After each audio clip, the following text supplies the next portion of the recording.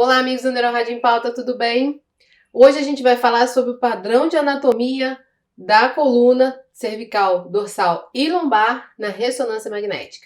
Então a gente já falou sobre a TC, sobre os marcos principais a serem vistos. A gente sabe que a ressonância é melhor para outras coisas, a TC é melhor para algumas coisas.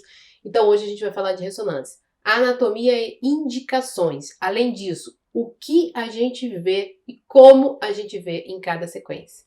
Vou te falar? Esse vídeo é ouro, então você já deixa a sua curtida aí, já chama um amigo para assistir com você e não esquece de fazer a sua inscrição lá no canal. Eu tô te esperando depois da vinheta.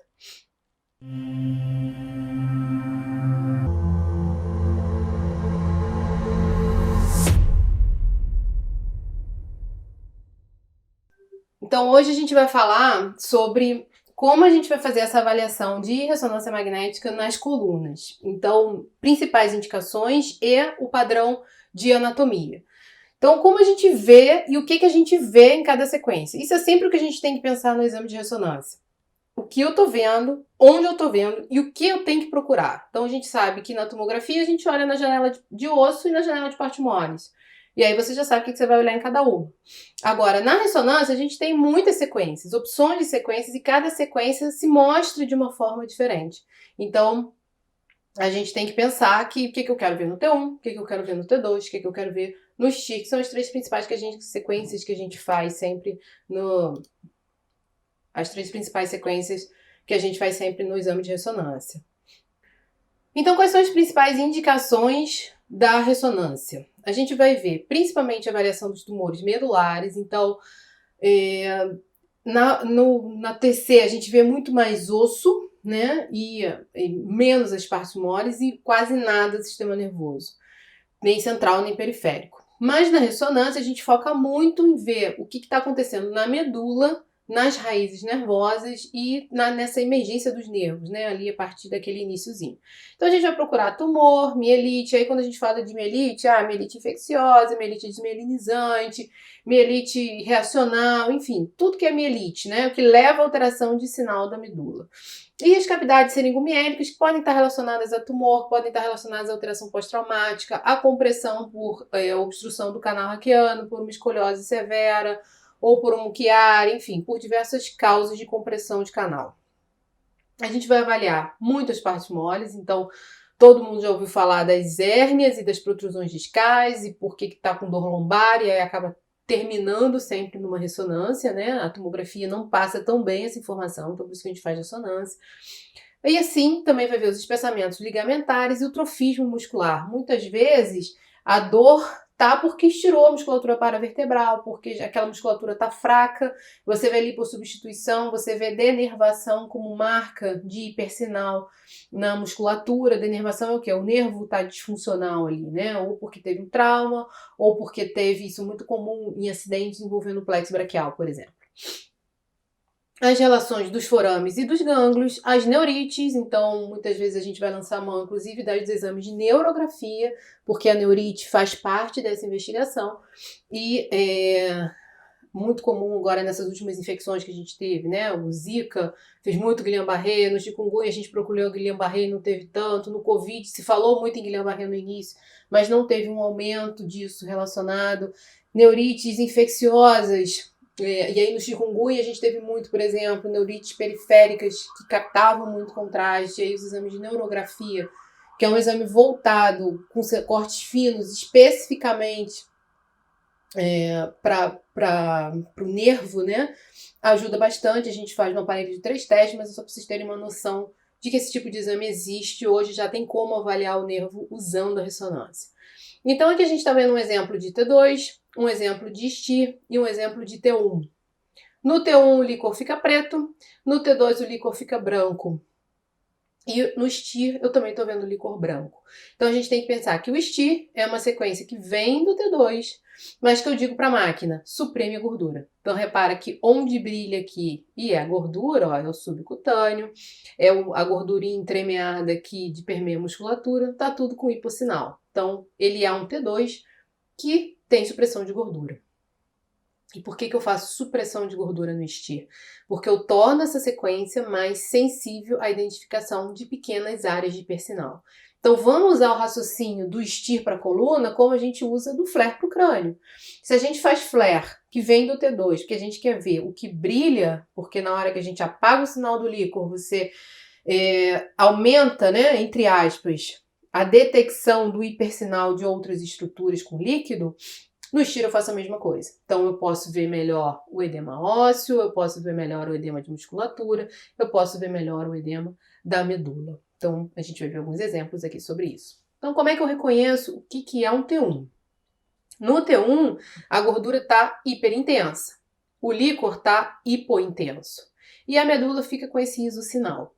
E aí a gente sempre vai usar o músculo, né, que fica com esse cinza, assim, muito parecido com o sistema nervoso central, com a medula, com essa porçãozinha aqui de crânio, de cerebelo, que a gente vê, por exemplo, no exame cervical. Aqui a gente vê o cone medular, ó, meio cinza, fica difícil de distinguir entre ele e o hipossinal do líquor.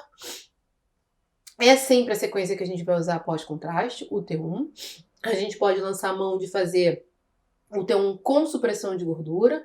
Então, como a gente fez lá no T2 e virou STIR, a gente faz no T1, ele vira T1 com supressão de gordura, e aí ele fica todo hipointenso, né? Porque o que brilha, a gordura, fica tudo com um sinal muito cinza parecido, mas aí a gente injeta o contraste ele vai ser hiper no T1, então ele sendo hiper no T1, a gente aumenta essa sensibilidade de captação, de detecção de captação do contraste. Então, essa aqui é a ideia. Aqui eu queria chamar a atenção que a gente sabe que a gordura tem o sinal hiperintenso, então eu vejo muito bem a gordura do subcutâneo, a gordura entremeada à musculatura, a gordura aqui, ó, intraabdominal, né? E eu tô vendo esse corpo vertebral hiper em relação ao disco e eu tô vendo esse corpo vertebral hipo em relação ao disco. O que isso quer dizer no T1? Que normalmente o corpo vertebral ele é um lugar de medula vermelha. Mas com o tempo ele vai sendo substituído por medula óssea, como todo osso longo, incluindo o corpo vertebral, que não é um osso longo, mas que também é um potencial produtor de sangue de medula vermelha. Então, à medida que a gente tem alguma doença que você precise fazer reconversão medular, ou seja, voltar a transformar aquelas células de medula em vermelha e sair aquela gordura que estava ali, a gente vai deixar de ter esse hipersinal no T1 e vai começar a ter esse hipossinal no T1. Então, quando a gente vê esse hipossinal difuso assim nos corpos vertebrais, ó, quando o disco chama mais atenção que o corpo vertebral no T1, a gente tem que pensar que aquela medular óssea está infiltrada. E aí isso pode ser do bem ou do mal. Pode estar infiltrada simplesmente porque você fez uma reconversão medular, teve um trauma, uma anemia aguda, sangrou muito, enfim. E aí você precisou fazer muito sangue, houve aquela reconversão, tem uma anemia crônica, anemia falciforme, anemia megaloblástica, e aí N causas de anemia. Normalmente essas pessoas têm mais hipersinal no hipossinal no T1, ou a gente tem que pensar que ela pode estar infiltrada por doença. E aí a gente pensa em metástase, em linfoma, em célula que não é célula de medula vermelha, ocupando aquele tecido. Então as metástases elas se apresentam muito com hipossinal no T1, porque a gente sabe que o corpo vertebral e o restante do arco posterior também deve ter esse hipersinal no T1. Então bastante interessante a gente olhar do hiper para o hipossinal. Quando a gente vê o T2 a gordura também brilha. Então, ó, reparem que o subcutâneo também vai brilhar, que a gordura entremeada também vai brilhar e que, portanto, o corpo vertebral também pode ter algum brilho. Só que o que é diferente aqui no T2 que chama logo a atenção? O disco brilha muito, né? É uma coisa que a gente não vê no T1. No T1 o disco é muito iso, parecido com o sinal do músculo. Aqui não. Aqui ele tá bem hiper. Então ele estando hiper assim, com esse halo hipo aqui em volta, ó, isso aqui diz pra gente que é a cápsula colagenosa, e isso aqui diz pra gente que tem líquido. E esse líquido nada mais é o líquido que fica dentro do núcleo pulposo. E o núcleo pulposo é o que vai ser responsável por sair nas hérnias. Então, quando a gente fala hérnia, e o conceito de hérnia é sempre o mesmo em qualquer lugar, é alguma coisa que está fora do seu lugar, né? E foi ocupar outro espaço. Quando a gente fala de hérnia umbilical, é alguma coisa que está saindo pelo umbigo. Quando a gente fala de hérnia inguinal, é alguma coisa que está saindo pela região inguinal, não deveria sair. A hérnia lombar nada mais é o núcleo pulposo saindo do lugar que ele tem que ficar, que é dentro do disco. Então ele tem essa cápsula de colágeno, que é bem pretinho, pô, intensa. Tudo que é fibroso, colagenoso no T2 tem hipossinal, então isso é normal. E aí a gente vê, muitas vezes, o núcleo sair, como a gente vê nesse exemplo aqui, ó, onde ele sai, vai lá para o meio do canal. E além disso, a gente vê que fica tudo com hipossinal. O que é o hipossinal do núcleo pulposo? É a desidratação. É o início do processo degenerativo. Então, primeiro ele desidrata, ele perde líquido, ele fica com sinal baixo e ele pode herniar ou não. Muitas vezes ele só vai abaular, né? Que é o abaulamento discal. É um outro tipo de alteração. Quem tiver mais interesse, aqui no canal tem um vídeo explicando protrusão, abaulamento, posso até deixar o link para vocês. Enfim, coluna é uma coisa que todo mundo vai ver, porque se você for clínico, o paciente vai chegar para você dizendo que está com dor de coluna, se você for ortopedista, ele vai levar para você ver se tem que operar, neurocirurgião também, neurologista vai olhar, então o cardiologista, que acaba muitas vezes sendo clínico, vai também interagir, então muitas especialidades vão ter relação. É interessante que vocês saibam ver uma coluna, entendam o que significa cada coisa que está escrito ali no laudo. Lembrar que aqui no T2 as lesões vão brilhar porque tem água. Então tudo que tem água brilha no T2, as lesões vão brilhar também. Chegamos então no STIR. O STIR, como eu já tinha falado, é um T2 com supressão de gordura. Então o líquor vai continuar brilhando, mas reparem que o disco continua brilhando, só que o sinalzinho do corpo, por exemplo, ó, ele já dá uma diminuída em relação ao que era, porque eu já apago também um pouquinho do sinal da medula amarela. Então ele pode ficar bem pretinho.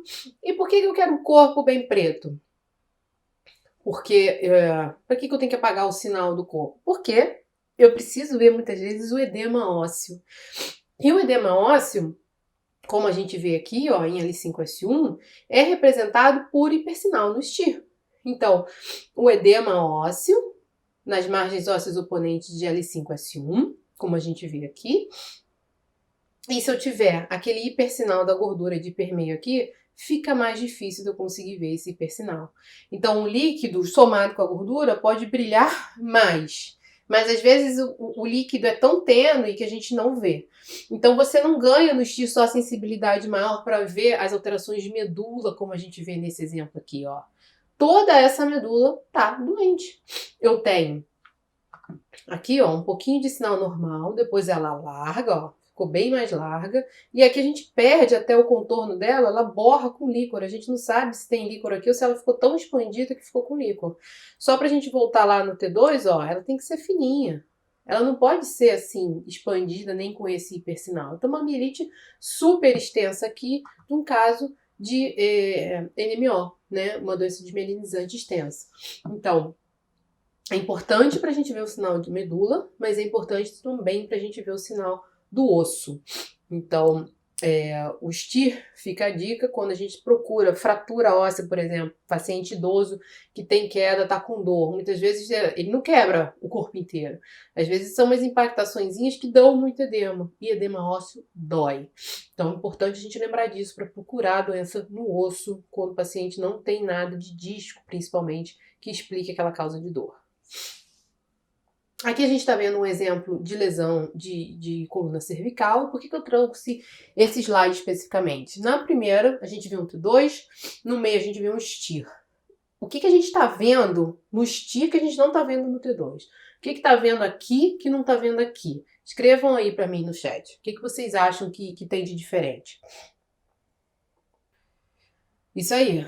Também uma hiperintensidade na região posterior da medula, aumento difuso do sinal da medula. Então, Jean e Luiz falaram muito bem. Ó. A gente vê que tem uma alteração de sinal aqui, ó, que a gente não tá vendo aqui. Esse exame é o mesmo. Então, isso só mostra como a gente apagando o sinal do restante torna mais sensível a detecção do hipersinal. Aqui, no caso, o hipersinal de medula, não o hipersinal ósseo. E quando a gente parte para o T2 estrela? O que é o T2 estrela? É um T2, ó, líquor branco, que a gente faz no plano axial. Por que ele é estrela? Normalmente, as sequências T2 que a gente faz, como essa aqui, elas se chamam de pinheco. É um tipo de sequência. A máquina faz vários tipos de sequência. Quando a gente faz sequência gradiente ou sequência estrela, né, que é o T2 estrela, a gente aumenta a capacidade da máquina de detectar artefatos de suscetibilidade magnética. Então ela tem algumas utilidades. No crânio, por exemplo, a gente usa para procurar resíduo de sangramento, para procurar calcificação. Na medula, a gente vai usar o T2 estrela porque ela tem uma capacidade de detectar alterações medulares, de sinal medular, melhor do que o T2, do que esse T2 aqui. Então, ó, percebam que esse hipersinal que a gente está vendo aqui no STIR, ele está sendo representado aqui, ó, por esse hipersinal no cordão posterior. Então, corpo, arco posterior, H medular, o H medular lindo aqui, muito bem exemplificado, lembrando que na medula é o contrário do crânio, do cérebro. O H medular é onde está o corpo vertebral, o corpo neuronal, e do lado é a substância cinzenta. Então aqui a gente está vendo o H medular, onde tem o corpo neuronal, e aqui nas laterais, anterior e posterior, a gente está vendo os tratos de substância branca, e eles deveriam ser todos cinza mais escuro, e a gente está vendo uma área de hipersinal aqui, de permeio ao grácil e cuneiforme, que são os tratos que passam no cordão posterior, que são tratos predominantemente sensitivos, né? Então, esse aqui é um exemplo básico de coluna de exame que a gente faz de cervical.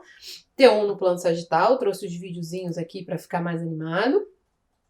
Então, a gente vê aqui esse T1, então o corpo mais hiperintenso, os discos, a medula bastante cinza, né? Com essa dificuldade de a gente identificar lesão. Mesmo que a lesão por ter líquido brilhe no T2 e fique hipointensa no T1, às vezes ela não é hipointensa o suficiente. Então é sempre importante a gente procurar a lesão realmente no T2 e no STIR. O T2 no plano sagital, e aí a gente já vê a importância de ver a transição crânio-vertebral aqui, os discos, a hidratação dos discos, como a gente já falou, e o sinal da medula e espessura da medula. E aqui um exemplo de STIR no plano sagital,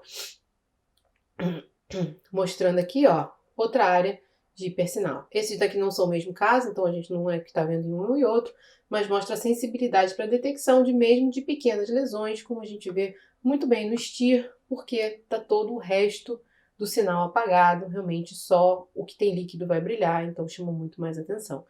A gente está vendo algumas outras lesõezinhas ósseas, ó, e lembrar que as lesões ósseas têm líquido, então elas brilham no STIR. Quando elas têm hipossinal no STIR, a gente vai falar em depósito focal de gordura. Então, quem já teve a oportunidade de ler um laudo de ressonância, muitas vezes viu focos de sinal hiperintenso em T1 e hipointenso em STIR, sugestivo de depósito focal de gordura. Por que eu sei que é gordura? Brilhou no T1 e apagou na sequência que eu faço supressão de gordura, eu fico tranquilo que é depósito de gordura. Se tem alguma implicação clínica? Nenhuma. É porque às vezes uns são muito grandes, chamam muita atenção. A gente fala para o médico, para o paciente não ficarem preocupados de que aquilo ali é uma doença que não foi vista. Então a gente estava falando dos hemangiomas. Então lembrar que o hemangioma é uma estruturinha vascular, que ele tá de permeio ali aos corpos vertebrais, tá tudo bem. E a gente tem ele é vascular, mas ele vai sofrer uma lipossubstituição com o tempo. Então, muitas vezes a gente vai ter o hipersinal no T1 da gordura de permeio a ele, e ainda vai ter o hipersinal STIR das estruturas vasculares que estavam ali. Inclusive, se você injeta contraste, muitas vezes ele capta ainda.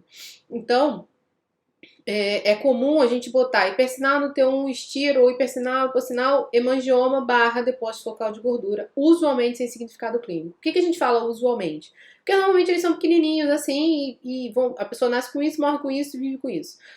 Muitas vezes eles são grandes e eles ocupam todo o corpo vertebral e eles podem se insinuar para o interior do canal raquiano, podem comprimir a medula, podem pegar o arco posterior. Não é um tumor, continua sendo hemangioma, continua sendo uma adesão vascular. Só que eles têm esse caráter mais invasivo e compressivo, então eles podem dar problema. Então, eu até postei semana passada no Instagram, quem segue lá no NeuroRádio em Pauta viu um exemplo de um hemangioma que era já grandinho e ia para dentro do canal raquiano. Não comprimia a medula, mas é uma lesão que tem que ficar de olho, porque pode dar algum tipo de problema, algum tipo de sintoma no paciente. Para a gente se localizar aqui no plano axial, o que tem que ver e como tem que ver, né? Então, a gente está vendo aqui as oncovertebrais, que são as alterações que dá oncartrose, né? É uma relação articular entre os corpos vertebrais, superior e inferior, então tá no corpo. Muitas vezes a oncovertebral as pessoas têm dificuldade de ver na ressonância, fica mais fácil a gente ver a artrose aqui na tomografia, mas dá para ver na ressonância também com o tempo. As interapofisárias, que são as articulações de anterior com posterior de cima com arco de baixo, né? O arco posterior, que são as lâminas. O gânglio da raiz dorsal. Por que é o gânglio da raiz dorsal? Então a gente tem que imaginar, aqui a gente vê bem bonitinho, ó. O H medular tá aqui, que a gente já falou sobre ele, cinza, mais claro, porque é córtex, porque é neurônio, né, corpo neuronal. A substância branca aqui, posterior, anterior, lateral, lateral. E aí daqui, posterior, vão sair as raízes dorsais, e anterior vai sair as raízes ventrais. Aqui são raízes motoras, porque aqui no corno anterior sai a ponta do neurônio motor, e aqui vão sair as raízes sensitivas do corno posterior. Então aqui sai, aqui sai. Só que aqui eu tenho, as que vêm posteriores, eu tenho o gânglio, eu tenho um conjunto de neurônios fazendo sinapse aqui. Então sai daqui, vem para cá, faz a sinapse, as ventrais se juntam aqui e fazem o nervo periférico. Então, o nervo periférico sai a partir do gânglio. Por que eu estou mostrando o gânglio? Porque o gânglio, ele é um lugar que pode sofrer compressão se tiver uma hérnia foraminal. Então, muitas vezes a dor é da raiz porque comprime aqui, é da raiz porque tem um espessamento ligamentar que comprime aqui, é uma hérnia grande que comprime diretamente a medula e pode dar alteração de sinal com hipersinal sugestivo de mielopatia compressiva, ou pode comprimir o gânglio. E aqui a gente vê um exemplo, por exemplo, nesse esquema, ó, núcleo pulposo herniou e foi lá comprimir, ó, a saída do gânglio. O gânglio tá aqui, que ele sempre fica no forame. Então, ó, a gente pode ter uma compressão posterior, anterior. Aqui normalmente a gente chama de subarticular. Essas hernesinhas na entrada do forame que podem levar a uma compressão do gânglio. E aí depois o nervo aqui, que aí já faz parte do sistema nervoso periférico, que a gente vê já com outro tipo de exame, que é a neurografia que eu falei lá para vocês no início. Olhando o T2 e a comparação com o T2 estrela, lembra que eu falei que o T2 estrela é uma outra forma de gradiente de T2, então aqui a gente vê a raiz ventral e dorsal, aqui a gente vê com mais dificuldade. O T2 ele é uma sequência mais anatômica, a gente vê mais detalhes, mas a gente não vê tão bem a variação de sinal dentro da medula como a gente vê no T2 estrela. Então isso é um detalhe radiológico, mas que muitas vezes explica, como a gente viu lá naquele primeiro caso, por que se não tem STIR ou se não tem T2 estrela, por que muitas vezes eu digo que não tem alteração de sinal medular e quando a gente repete o exame incluindo essas sequências, a gente vê que tem alteração medular, porque simplesmente a gente não fez a sequência certa para identificar a lesão.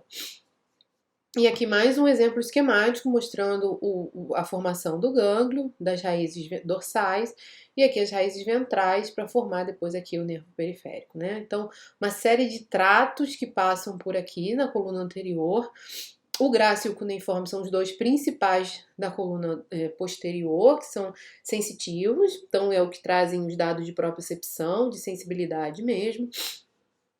E uma série de outros tratos ascendentes e descendentes também nas colunas laterais. Então, a gente não consegue morfologicamente identificar isso aqui, a gente só consegue realmente definir o H medular como um sinal diferente, e aí dividir, né, em coluna anterior, lateral e posterior. E aqui lembrar do canal central da medula, que muitas vezes a gente vê melhor no T2.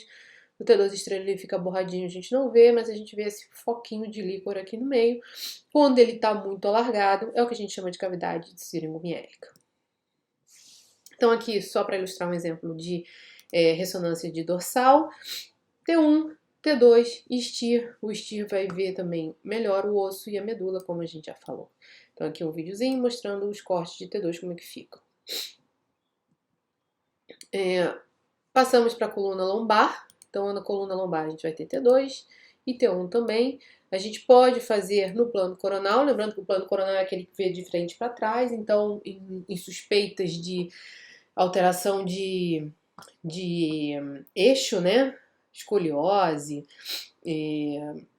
a lordose e a anterolistese a gente vê melhor no sagital, mas aqui principalmente a escoliose, os escorregamentos laterais a gente vê muito bem no STIR, no plano coronal, e vê a repercussão óssea de todo esse, se tem alteração de hipersinal de platô, enfim, degenerativo, a gente pode fazer no T2 ou no STIR, se quiser ver a qualidade do edema ósseo. Então, no T1 a gente vai ter, do mesmo jeito que a gente viu para cervical, normalmente dão uns 12 cortes de forame a forame, né? Então, passa além do forame para a gente ver os gânglios aqui. Anda mais um pouquinho, vê o interior do canal raquiano, como a gente vê aqui, cone medular, e depois vai em direção ao outro forame. E no plano axial, a gente também vai pegar desde L1. Normalmente a gente corta por disco. O que é isso? Faz 3 cortes aqui, faz 3 cortes aqui, faz 3 cortes aqui. E aí você avalia se tem herniação, se tem comprometimento do forame, se tem migração do disco cranial ou caudal. Então, o axial a gente interpreta dessa forma. Olhando o axial, a gente vai ver, então, essa marcação que eu falei, o saco dural, o forame, mostrando a raiz aqui, ó, o gânglio, desculpa, o saco dural aqui, com as raízes já saindo, e o gânglio em cada forame, um de cada lado. Lembrar que a gente tem um ligamento longitudinal posterior colado na parte de dentro do corpo do canal raquiano, então o ligamento pode espessar, pode estar relacionado também a segurar uma hérnia, por exemplo. Então, em geral, a gente não o vê, a gente só vê quando está dando algum problema. As lâminas, o processo espinhoso, o núcleo pulposo que fica com esse hipersinal central, lembra que ele tem aquela camada periférica de colágeno, fica hipointensa no T2, normal, e as articulações interapofisárias aqui. Então, o que a gente vê no T2? Você pode olhar o gânglio, naquele sagital mais lateral, dentro do forame, tem que ter essa gordurinha em volta, né? Então, sempre olhar essa gordurinha em volta, olhar o cone medular e procurar por áreas de sinal hiperintenso. Então, como eu já falei, na medula, no disco ou as lesões ósseas. Isso aqui se aplica também para o STIR. No T1, a gente também vai olhar o gânglio. No plano sagital, ó, gânglio, gordurinha, gânglio, gordurinha. Por que a gente tem que ter essa gordurinha em volta? Porque muitas vezes a hérnia foraminal ocupa esse espaço, comprime esse gânglio, e aí dá dor. Então é importante a gente olhar no plano sagital, fica bem interessante a gente ver essa relação aqui. Lembrar das lesões ósseas, que vai ficar tudo hipointenso, então uma lipossubstituição, né, da medula amarela. Então, nas lesões ósseas, a gente vai ter o edema como hipointenso e a substituição da medula amarela, que seria hiper, por líquido, né, no edema, ou por ocupação da medula mesmo. E aí a gente tem alterações de modico, hemangioma, como a gente já falou nas outras indicações. Aqui eu queria trazer o exemplo da ocupação do corpo vertebral, por exemplo, nas metástase. Então, a gente vê os corpos vertebrais. Então, aqui mostrar o T1, que tem esse hipossinal. A gente vê o hipersinal nos demais corpos vertebrais, ó. E aqui tem uma ocupação da medula amarela por um tecido. E era uma metástase. Então, esse tecido que estava ocupando aqui era a metástase. Outras indicações, a gente vê a hérnia aqui, ó. E aqui o gânglio. A hérnia foraminal, como eu falei, comprimindo, deslocando o gânglio. Presença de hipersinal em T1 dentro do canal raquiano, dentro do saco dural. Isso aqui é um lipoma de filo terminal que pode estar associado a algumas malformações da coluna. E aqui, ó, obliteração do espaço epidural. Isso aqui nas cirurgias, quando a gente faz laminectomia para tirar a hérnia, pode ficar um tecido cicatricial aqui que realça pelo meio de contraste, que é o que a gente está vendo aqui. Então, a gente faz T1 para avaliar também o realce pós-contraste. No T2, a gente vai ver, então, as alterações discais, como a gente já viu. É legal para a gente ver estenose de canal. Então, reparem que nas outras sequências que eu mostrei para vocês, sempre tem o saco dural e a gordurinha aqui em volta, né? E quando a gente volta para essa sequência, ó, eu não vejo gordurinha nenhuma. aqui é um T1, aqui é um T2. Eu só vejo uma hipertrofia de interapofisário, um espessamento ligamentar, ó, absurdo de ligamento amarelo, e o saco dural que deveria estar gordinho lá com as raízes ali no meio, ó, totalmente fechado, eu não vejo nenhum líquor. Isso aqui é tudo raiz colada ali, agrupada, e eu não vejo mais gordura em volta. Então, uma estenose de canal muito importante, uma doença mais do idoso, mas que muitas vezes tem necessidade de cirurgia, descompressão para melhorar a dor e para melhorar a disfunção. E aqui um exemplo de hérnia cervical pós-mediana, que está deslocando, comprimindo aqui a medula cervical posteriormente. Então, a gente vê também muito bem isso no T2. Então, muito bem, a gente viu exemplos do T1, de como são os exames são feitos, T1, T2 e X, para que serve cada sequência, e exemplos de alterações das sequências. E agora, dúvidas, para a gente encerrar aqui. Contraste usado na RM de coluna. É o mesmo, sempre na ressonância a gente usa gadolínio. Então, para qualquer exame, qualquer parte do corpo, você vai usar gadolínio. Existe no abdômen um contraste hépato específico agora, que eu não sei se vocês já ouviram falar, mas é só para pesquisar alguns tipos de doença hepática bem específico. Então, para o resto todo do corpo é gadolínio. Não, o contraste hépato específico é só para identificar se é uma lesão de origem do hepatócito ou não, né? Basicamente diferenciar as lesões hipervasculares do fígado. Então é bem específico. O resto todo é gadolínio. Inclusive o estudo dinâmico do abdômen, quando você faz para estudar o padrão de captação da lesão, a gente faz com gadolínio também. E é importante sempre lembrar, gadolínio é T1, né? Gadolínio não é T2, gadolínio sempre você vai fazer e vai usar a sequência T1 para avaliar como esse contraste se comportou, por conta da física mesmo da ressonância. Então hoje nós falamos sobre esses principais marcos anatômicos que a gente consegue identificar na ressonância magnética olhando principalmente as colunas cervical e lombar. Além disso, a gente falou sobre o padrão de cada sequência, por que é importante olhar no T1, por que é importante olhar no T2 e mais do que isso, como a gente olha. E se você gostou, deixe seu comentário aqui, isso ajuda a gente a crescer com o canal e trazer mais conteúdo acessível, online e de graça para você. Vem comigo, muito obrigada por ter ficado até agora e não esquece de indicar para um amigo. Tô te esperando aqui. Até a próxima.